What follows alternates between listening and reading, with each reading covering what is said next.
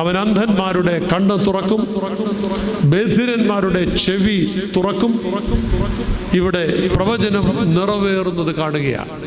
യേശു തമ്പുരാന്റെ അത്ഭുത പ്രവൃത്തികൾ ഒന്നൊന്നായി സാക്ഷ്യം വഹിക്കേണ്ടി വരുമ്പോൾ ഒരുപക്ഷെ പ്രവചനന്മാർ കടന്നുവരുന്ന മശിഹായെ കുറിച്ച് എന്ത് സൂചിപ്പിച്ചുവോ ആ സൂചനകളെല്ലാം, നിഴലുകളെല്ലാം നിവർത്തീകരിക്കുമ്പോൾ ക്രിസ്തുവിൻ്റെ അരികിൽ നിന്നുകൊണ്ട് എല്ലാം മറന്നുകൊണ്ട് ക്രിസ്തുവിനെ കുറിച്ച് അവർ പറയുകയാണ്, സകലതും നന്നായി ചെയ്തു. അവർ ഉച്ചത്തിൽ ഒന്നിച്ചു പറയുകയാണ്.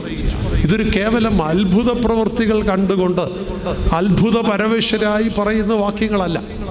അതിനപ്പുറം ക്രിസ്തുവിൻ്റെ ജീവിതത്തെ അതിൻ്റെ പൂർണ്ണമായ അർത്ഥത്തിൽ ഉൾക്കൊണ്ടുകൊണ്ട്, അതിൻ്റെ മർമ്മം കണ്ടുകൊണ്ട്, മനുഷ്യാവതാരത്തിൻ്റെ മർമ്മം അതിൻ്റെ പൂർണ്ണതയിൽ ഉൾക്കൊണ്ടുകൊണ്ട് ക്രിസ്തുവിനോട് ചേർന്ന് നിന്നുകൊണ്ട് അവർ പറയുകയാണ്.